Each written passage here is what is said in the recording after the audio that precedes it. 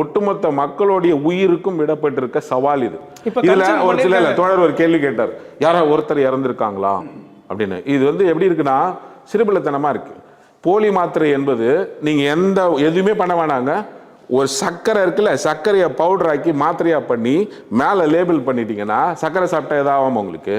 இல்லை எந்த டேஸ்ட் இல்லாத ஒரு பவுடரை மாத்திரை ஆக்கிட்டு மேலே லேபிள் பண்ணி இந்த பிராண்டுன்னு எழுதி கொடுத்துட்டா இந்த மற்ற எதில் போலி இருந்தால் கூட மன்னிச்சிடலாம், அதை நாமளே ஓரளவுக்கு ஃபைண்ட் அவுட் பண்ணலாம். உணவுப் பொருட்களில் கலப்படம் போலின்னா.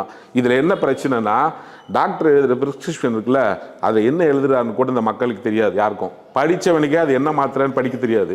மெடிக்கலில் போய் கொடுத்தா அவன் இதை தான் கொடுத்தானான்னு பார்க்க தெரியாது. அப்படியே வாங்கிட்டு நம்பிக்கையின் அடிப்படையில் அந்த மாத்திரையை முழுங்கிக்கிட்டு இருக்கோம். அதில் ஒரு போலி மாத்திரையை அடித்து அதில் கோடி கோடியாக சம்பாரிச்சுட்டு அதில் சம்பாரிச்சவர் சபாநாயகர் கூடயே உள்ள சுற்றி நிற்கிறாரு சட்டசபை உள்ள. அவரை கூப்பிட்டுட்டு போய் 100 கோடி ரூபாய்க்கு கடனுக்கு மத்திய அமைச்சர்கிட்ட கொண்டு போய் அறிமுகப்படுத்தி வைக்கிறீங்க. இவ்வளவையும் செஞ்சுட்டு அவன் மாட்டிக்கிட்ட உடனே எனக்கும் அதுக்கும் எதுவும் தெரியாது, நாங்கள் ஏதோ ஒரு கடன் கேட்டாரு கூட்டுட்டு போனோம் அப்படின்னு சொல்றது இல்லை. அந்த ராஜா என்ற வள்ளியப்பன் மீது ஏற்கனவே பல மாநிலங்களில் இந்த போலி மாத்திரை வழக்கில் அவர் கைது செய்யப்பட்டிருக்கார். அவர் இதுக்கு முன்னால் பாண்டிச்சேரியிலும் அவர் மேலே வழக்கு பதியப்பட்டிருக்கு. அப்போ இது ரொம்ப எளிமையாக இது ஈஸியாக கடந்து போகிறாங்க. அதே மாதிரி சிபிஐக்கு கொடுத்துருக்கோம்.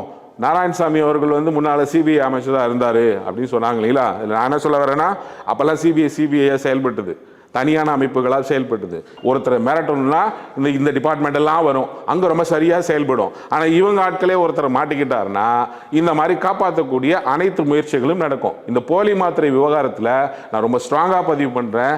இந்த பாஜக ஆளக்கூடிய இந்த நாட்டிலையும் புதுச்சேரியில் பிஜேபி என்ஆர் அரசிலும் இதற்கு எந்த தீர்வும் கிடைக்காது. மக்கள் மன்றத்தில் மட்டும்தான் இதற்கு தீர்வு கிடைக்கும். ஏன்னா அத்தனை துறைகளும் அவர்கள் வசம் இருக்கிறது. அவர்கள் என்ன சொல்கிறார்களோ அதை மட்டுமே செய்யக்கூடிய ஏவல் துறைகளாக தான் இந்தியாவில் அனைத்து துறைகளும் செயல்படுகிறது.